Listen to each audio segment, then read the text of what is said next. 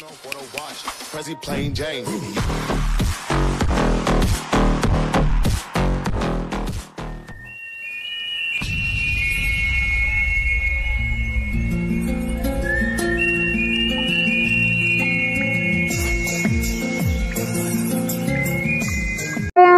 রহিম, করিম, কমলা, জমলা, মধু, যদু, কদু। কিন্তু আপনাদের বাড়ির কাজের লোকদের নাম যথেষ্ট স্মার্ট, লাইক আরিফ, মাধবী, হাতুলতে জ্ঞানী জ্ঞানী ভাব নিয়ে। উনি আমার কথা নাকি বলার ভঙ্গি দেখে যায় না, তবে 2 সেকেন্ড আমার দিকে ভ্রু কুচকে তাকিয়ে থেকে রুম কাঁপিয়ে হু হু করে হেসে উঠলেন। আর আমি মুগ্ধ হয়ে তাকিয়ে রইলাম। কতদিন পর তিনি মন খুলে হাসছেন। ড্রেসিং টেবিলের গ্লাসে দেখলাম দরজার পাশে মামুনি এসে দাঁড়িয়েছে, পাশে কাজের লোকগুলো আর মামু আর মামুনির চোখে জল, যেন বহু প্রত্যাশিত কিছু পেয়ে গেছেন। আর কাজের লোকদের চোখে বিস্ময়। আমার দিকে কৃতজ্ঞতা মাখা চাহনি নিয়ে দরজার পাশ থেকে সরে গেলেন মামুনি।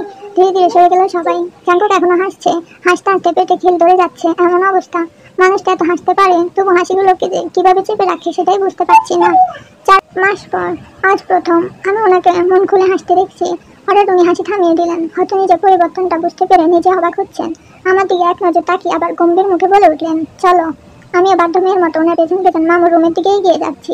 আজ খুব করে মনে হচ্ছে খুব কি ক্ষতি হয় যদি উনি আয়ু আপুকে ভুলে আবার হাসতে শিখেন, বন্ধুতে হাত দেয়, আবার মধ্যপণে হয়ে ওঠেন, আবার একটু ভালোবেসে আগলে রাখতে শিখেন।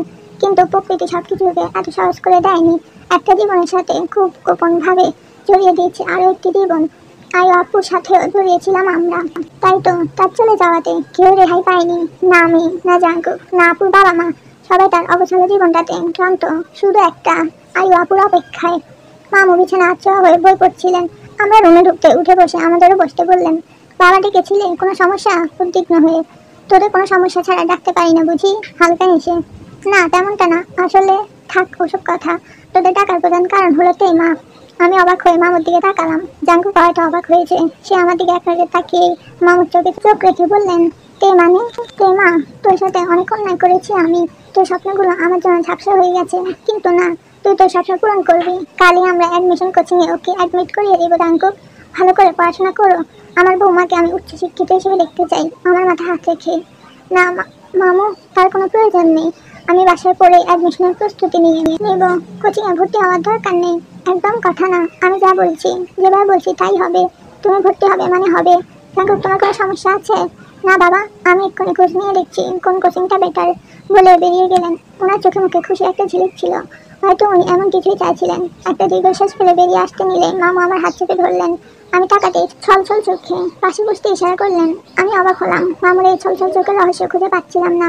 মামু আগে থেকে শক্ত করে আমার হাত চেপে ধরে বলে উঠলেন, মা রে, বড্ড অন্যায় করে ফেলেছি তোর সাথে, পারলে ক্ষমা করিস। কিন্তু জানিস, এই অন্যায়ের জন্য আমার আফসোস হচ্ছে না। সন্তানের জন্য স্বার্থপর হওয়া তো অন্যায় নয়, তাই না? আমি জানি জাঙ্কুক আয়ুকে ভালোবাসে, ভালোবাসা অন্যায় না, কিন্তু ভালোবাসার জন্য ধীরে ধীরে শেষ হয়ে যাওয়াটাও তোর সমাধান নয়। নিজের ছেলেকে চোখের সামনে শেষ হয়ে যেতেও দেখতে পাচ্ছিলাম না। এভাবে থাকলে ও মরে যেত মা, মরে যেত। আমি শুধু আমার ছেলেটাকে বাঁচানোর চেষ্টা করেছি, ব্যাস। আমি মামুর দিকে তাকিয়েছি তীক্ষ্ণ চোখে। তার চোখে ছেলেকে হারানোর ভয়, ওর সুজল মাখানো আর্তনাদ। হাত উল্টো পিঠ দিয়ে চোখ মুছে একটা দীর্ঘশ্বাস ফেলে আবার বলতে শুরু করলেন তিনি, তুই নিশ্চয় ভাবছিস ছেলেকে বাঁচাতে যদি বিয়েটা খুব ইম্পর্টেন্ট ছিল, তাহলে তুই কেন, তোর মতো বাচ্চাকেই কেন বেছে নিলাম, কোনো আড়াল মেয়েকে কেন নয়? আমি মাথা চাকালাম। উনি মুচকি হেসে বলে উঠলেন, এর পেছনে 2টি কারণ আছে। প্রথমত, আমি তোর চোখে জাঙ্কুকের জন্য একটা গভীর মায়া দেখেছিলাম, যা শুধু জাঙ্কুকের মায়ের চোখে ফুটে উঠে বারবার। আমার মনে হয়েছিল এই মায়া জাঙ্কুককে বাচ্চার একটা স্কোপ তৈরি করে দিবে, তাই তোকে বিয়েটা করতে বাধ্য করেছি। আর দ্বিতীয় কারণ, কৌতূহলী চোখে। দ্বিতীয় কারণটি হলো, তুই দেখতে তোর মায়ের মতো, আর তোর আচার ব্যবহার তার মতোই। এর সাথে বিয়ের কি সম্পর্ক? ভ্রুকুচকে অবাক হয়ে মামু এবার হু হু করে হেসে উঠলেন। আমি এবার আরো অবাক হলাম। কি ব্যাপার, উনি হাসছেন কেন? দেখেছিস, এই যে ভ্রুকুচকে তাকালি, তোর মাও ঠিক এভাবেই তাকায়। তোর মা আমাকে বাঁচার আশা দিয়েছিল, আর তুই দিবি আমার ছেলেকে। তুই পারবি না মানে? মা বাঁচার আশা দিয়েছিল মানে? আমি তো কিছুই বুঝতে পারছি না, কনফিউজড হয়ে। এত বুঝতে হবে না, তোকে অন্যদিন না হয় সব খুলে বলবো। না না প্লিজ, আজই বলো না, নয়তো আমার রাতে ঘুমই হবে না। ঠোঁট উল্টিয়ে, তুই বায়নাও করিস তোর মায়ের মতো? আমার ছেলেটাকে তোর মায়ের মতো সামলে নিস না। এবার যা, 1 কাপ চা নিয়ে আয় তো। বুঝতে পারলাম মামু কথা ঘোরাতে চাইছে, তাই আমিও আর জোর করলাম না। বিছানা থেকে উঠে দাঁড়িয়ে দরজার দিকে ফিরতে জাঙ্কুককে দেখতে পেলাম দরজায় দাঁড়িয়ে আছেন। ওনার চোখ মুখ দেখে বুঝতে পারছিলাম না যে উনি কি আমার আর মামুর কথা শুনেছেন নাকি শুনেননি। উনি আমার দিকে এক নজর তাকিয়ে চোখ সরিয়ে নিলেন। আমাকে পাশ কাটিয়ে মামুর পাশে গিয়ে দাঁড়ালেন। আমিও চা বানাতে নিচে চলে গেলাম। মামুর কথা শুনে বুঝতে পারছি উনি আমাকে কোচিংয়ে ভর্তি করেই ছাড়বেন, কিন্তু টাকা আমি এত টাকা কোথায় পাবো? ভর্তি ফি, বই খাতা বাবদ 15 থেকে 20,000 টাকা তো অ্যাটলিস্ট লাগবে। মামু বা জাঙ্কুকের টাকায় আমি কোচিংয়ে ভর্তি হব না। জাঙ্কুর মুখে শোনা রবি পদবিটা এখনো আমার কানে বাজে। না, নিজের আত্মসম্মানের সাথে কোনো কম্প্রোমাইজ নয়। একটা মানুষের আর কিছু থাকুক বা না থাকুক, সেলফ রেসপেক্ট থাকা উচিত, যা আমার রক্তের কোনায় কোনায় মিশে আছে। টাকা আমায় জোগাড় করতেই হবে, কিন্তু কিভাবে? বাবাকে বলা যাবে না, তাহলে বাবা মামুকে ভুল বুঝবে। ইটিসি পাস করার সার্টিফিকেটও হাতে পাইনি, তো চাকরি করাটা নিহাত কল্পনা। ওসব শুধু গল্প নাটকেই হয়, রিয়েল লাইফে নয়। কিন্তু কিছু তো করতে হবে। এসব ভাবতে ভাবতে মামুর রুমে গিয়ে মামুর হাতে চায়ের কাপটা ধরিয়ে দিয়ে নিজের রুমের দিকে পা বাড়ালাম। জাঙ্কুক হয়তো রুমেই আছে, ওনার থেকে টাকার অ্যাকাউন্টটা জেনে নিতে হবে। তাড়াহুড়ো করে রুমে ঢুকে আমি উনি এর মধ্যে শাওয়ারও নিয়ে নিয়েছেন। হাউ ফাস্ট হবে না বা কেন দেখতে হবে না কার বর? ইচ্ছে করছে কাজের টিপ দিয়ে দেই ওনাকে। এত কিউট কে হতে বলেছে? ভেবে চুল থেকে টুকটুক পানি ঝরছে, বুকে লেপটে থাকা লোমগুলো কি আকর্ষণীয়। ইচ্ছে করছে ওনার বুকে জমে থাকা ফোটা ফোটা পানিগুলো ছুঁয়ে দিই আলতো হাতে। হঠাৎই দুষ্ট বুদ্ধি খেলে গেল মাথায়। চটপট বিছানার পাশে গিয়ে দাঁড়ালাম। উনি আমাকে দেখে যেন অস্বস্তিতে পড়ে গেলেন। তাড়াহুড়ো করে আলমারির দিকে এগিয়ে গেলেন, হয়তো ড্রেস বের করবেন। ঢং দেখলে ম্যাচ বিগড়ে যায়। হ্যাঁ কামো, আগে তো খালি গায়ে হুটহাট সামনে চলে আসতো, আর আমি লজ্জায় লাল হয়ে যেতাম। আর এখন বিয়ে হয়ে গেছে, সাথে সাথে সাহেবও দেখি লজ্জার কারখানা দিয়ে বসে আছেন। হ্যাঁ, উনি তাড়াহুড়া করে বিছানার পাশ দিয়ে আলমারির দিকে যাচ্ছিলেন, অমনি ওনার পায়ের সাথে পা লাগিয়ে দিলাম। তারপর যা হওয়ার তাই হলো। আমার নিয়ে বিছানায় গিয়ে পড়লেন। কই ভেবেছিলাম স্টার জলসে হিরো হিরোইনের মতো 5-10 মিনিট দুজনের দিকে তাকিয়ে হারিয়ে যাব, কিন্তু তার হলো কই।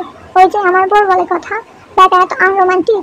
আমার মনে হলো পড়ার আগে উনি উঠে গেলেন, আর আমি উঠে বসতে বসতে উনি টি শার্ট নিয়ে ওয়াশরুমে ঢুকে গেলেন। যাওয়ার সময় ছোট্ট করে বললেন, সরি, এটা ইন্টেনশনই ছিল না। ম্যাচটা আমার চরম খারাপ হচ্ছে। ব্যাটা খাচ্ছর একটা। জীবনে রোমান্টিক মুভি দেখিসনি? ইচ্ছে তো করছে তোর সবগুলো চুল টেনে টেনে ছিঁড়ে ফেলি। ফাজিল পোলা, কত আশা করেছিলাম কত সুন্দর রোমান্টিক সিন ক্রিয়েট হবে, আর এই ব্যাটায় সব নষ্ট করে দিল। শালা আবাল, তোর ঘরে আয়ু ভূত এসে চাপবে, দেখে নেই। উনি ওয়াশরুম থেকে বের হয়ে ল্যাপটপ নিয়ে বসলেন। অ্যাজ ইউজুয়াল আমার দিকে ফিরেও তাকালেন না। আমি ওনার সামনে গিয়ে দাঁড়ালাম। এবার উনি ব্রুকুসকে আমার দিকে তাকালেন। হোয়াট? এবার দাঁড়িয়ে আছো কেন? আমার ইচ্ছা। তাহলে ওদিকে গিয়ে দাঁড়াও, আমি কাজ করছি। তো উনি এবার তীক্ষ্ণ দৃষ্টিতে তাকালেন। আপনি কাজ করছেন, ভালো কথা, করেন। আমি তো আপনাকে ধরে রাখিনি। আপনি কাজ করেন, আমি এখানে দাঁড়িয়ে থাকবো এবং আপনার দিকে তাকিয়ে থাকবো। হ্যাঁ, হোয়াট রাবিশ! বাচ্চাদের মতো কথা না বলে সরো এখান থেকে, রেগে গিয়ে। আমি তো বাচ্চাই, এই জন্য 1 তারিখে 18 হবে। 18 বছর পর্যন্ত সবাই শিশু, তাই আমিও শিশু বলে চট করে ওনার কোলে বসে গেলাম।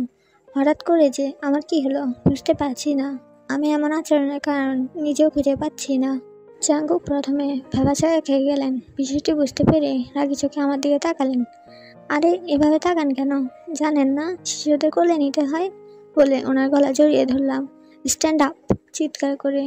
I said stand up, damn it! ভয়ে আমি কেঁপে উঠলাম, কিন্তু নড়লাম না। মা বলে যদি ভয় পাও তো ভয় পাওয়ানোর চেষ্টা করবে।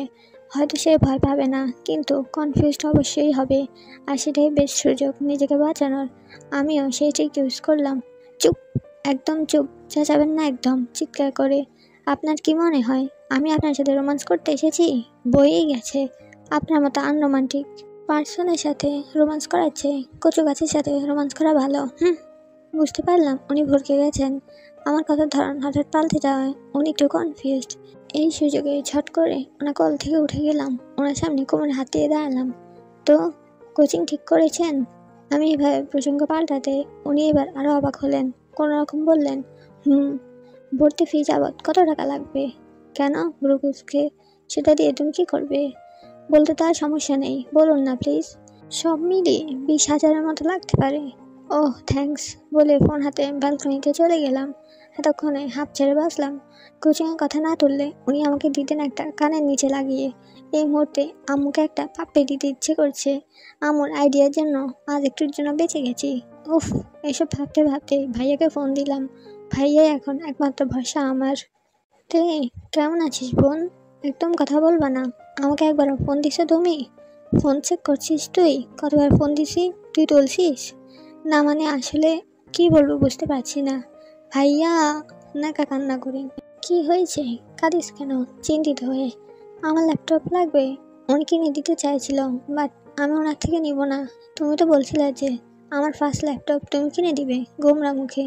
আমি তোকে মানা করলাম কবে? আজই কিনে পাঠিয়ে দিচ্ছি। এই না না, কি হলো? অবাক হয়ে, না মানে বলছিলাম কি, তুমি টাকা পাঠিয়ে দাও, আমি নিজে পছন্দ মতো কিনে নিব। কিন্তু, কোনো কিন্তু না, প্লিজ ভাইয়া, নয়তো দরকার নেই। আচ্ছা বাবা, আমি তোকে টাকা পাঠিয়ে দিচ্ছি, তুই কিনে নে। আপাতত বেশি টাকা নেই আমার হাতে, 60,000 টাকা পাঠাচ্ছি বোন, মন খারাপ করে। আমারও মনটা খারাপ হয়ে গেল। বাবা রিটায়ার নিয়েছেন, ভাইয়ার টাকায় সংসার চলে, এতগুলো টাকা দিতে গিয়ে নিশ্চয়ই মাসের খরচে টানাটানি পড়বে। নিজেকে কেমন অসহায় লাগছে। ভাইয়া, আমার এত লাগবে না, ল্যাপটপ তো ল্যাপটপই, তুমি আমাকে 35,000 টাকায় পাঠিয়ে দাও, ওতেই হয়ে যাবে। কি যে বলিস, একদম না, আমি তোকে, না না না, আমি যা বলছি তাই হবে, নয়তো আমার চাই না। এত জেদি কেন তুই? আচ্ছা ঠিক আছে, সো সুইট বুড়িটা, ভালো থাকিস বুড়িটা, নিজে খেয়াল রাখিস। তুমিও। ভাইয়ের সাথে কথা বলে পিছে ঘুরতে দেখলাম চাঙ্কুক দাঁড়িয়ে আছেন।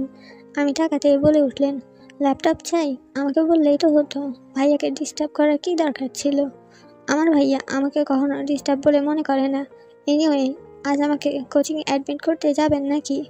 ডিস্টার্ব ফিল না করলেও তুমি আর এখন ওনার রেসপন্সিবিলিটি নও। আর হ্যাঁ, বিকালে তোমাকে নিয়ে যাব, কোচিংয়ে তৈরি থেকো। ওহ, তাহলে বের হওয়ার আগে মনে করে আমার থেকে ভর্তি ফিটা নিয়ে নিন প্লিজ। সবার সামনে আমি পে করলে ব্যাপারটা খারাপ দেখায়। মানে? অবাক হয়ে, মানে সিম্পল, কোচিংয়ে ভর্তি হওয়ার জন্য তো টাকার প্রয়োজন হবে, আর টাকাটা নিশ্চয়ই আপনি দিবেন না? অবশ্যই আমি দিব, আর এটাই স্বাভাবিক। কেন দিবেন? Cause I am your husband and you are my responsibility. হাসালেন আমায়? হাজব্যান্ড? কখনো হাজব্যান্ডের মতো কোনো আচরণ করেছেন এখন পর্যন্ত যে আজ হাজব্যান্ডের কথা বলছেন? আর রেসপন্সিবিলিটির কথা বলতে গেলে আমি কোনো নামমাত্র সম্পর্কের উপর ভিত্তি করে কারো ঘাড়ে বোঝা হিসাবে চেপে থাকতে চাই না। তাছাড়া আমি আপনাকে প্রথম দিনই বলেছিলাম, আই ডোন্ট ওয়ান্ট ইউর মানি। তুমি এভাবে কেন বলছো? কীভাবে বলেছি? আমি তো জাস্ট আমার কথাগুলো আপনার সামনে তুলে ধরলাম, নাথিং এলস। তাছাড়া আমি আপনার তথাকথিত মিডল ক্লাস ফ্যামিলির লোভী মেয়ে, এমন টাইপের মেয়ে রেসপন্সিবিলিটি নেওয়া আপনার মতো মানুষের শোভা পায় না। তাচ্ছিলেন হাসি দিয়ে। প্লিজ, আমি ওগুলো রাগের মাথায় বলেছিলাম, প্লিজ লেট ইট গো। আমি তখন নিজের মধ্যে ছিলাম না। It's totally your personal problem বলে ওনার সামনে থেকে চলে আসলাম। আমার কথায় উনি মুখটা কালো করে ফেলেছেন। আমারও খারাপ লাগছিল, কিন্তু কিছু করার নেই। ওনার বোঝা উচিত কাউকে এভাবে হার্ট করলে তা মানুষকে কতটা ক্ষতবিক্ষত করে।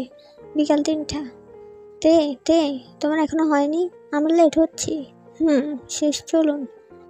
চলো, একটু শুনুন। কি?